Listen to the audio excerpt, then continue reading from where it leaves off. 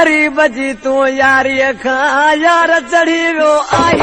रे गरीब जी तू यारी खा ओ यार चढ़ी रो आई रे गरीब जी तू यारी खा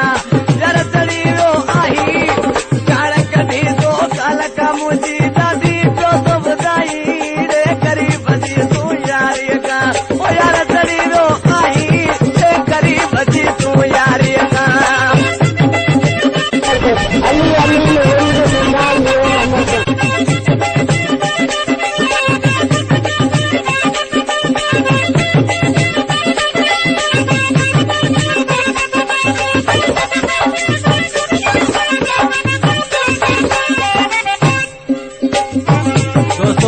घणनि दोस्तनि खे मुंहिंजनि खे ख़बर न आहे तुर सुजानियो किथे रहंदो आहे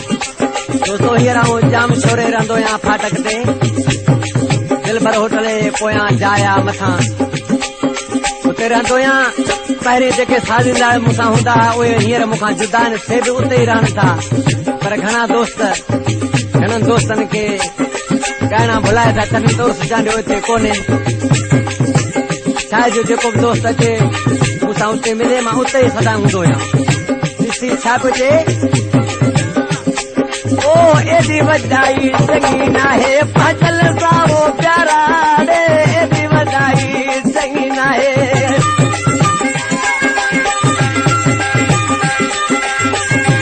ओ एॾी वॾाई चङी नाहे फजल सावो प्यारा रे एॾी वॾाई चङी नाहे फजल सावो प्यारा कोठ सजे जा माण्हू मूं ते कोठ सजे जा माण्हू यार खिलाई ओ गरीब जी तू यारी कारे यार चढ़ी रो आई ओ गरीब जी तू यारी का यार चढ़ी रो आई ए काल कढी तो काल का मुझी सदी को तो बुधाई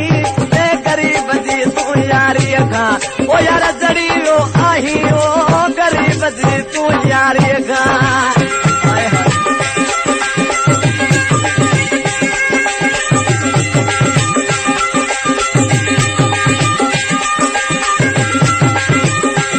शाहू माछीवा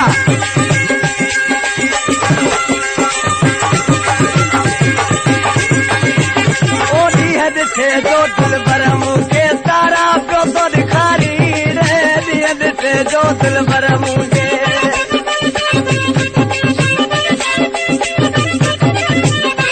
ओ ॾींहं ॾिठे जो दिलबर मूंखे तारा पियो थो ॾेखारी रे ॾींहं ॾिठे जो दिलबर मूंखे तारा पियो थो ॾेखारी रोज़ नवां तो ए रोज़ नवां यार सोणल साईं अगर पियो थो हलाई ओ गरीब जी तू यारी खां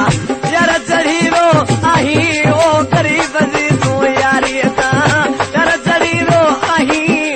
काल कढी तो काल का मुझी दादी जो तो बुधाई ए गरीब जी तू यारी खां यार चढ़ी रो आई ए गरीब जी तू यारी खां सलामना भारी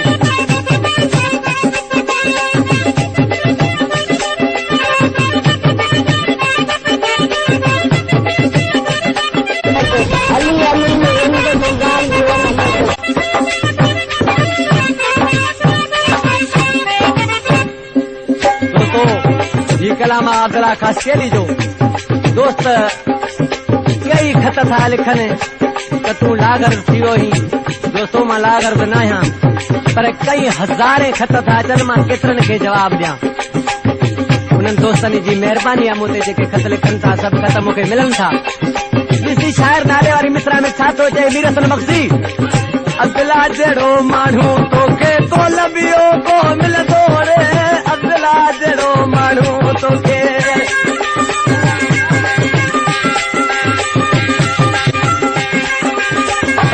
ओ अब्दुल्ला जहिड़ो माण्हू तोखे को लभियो को मिलंदो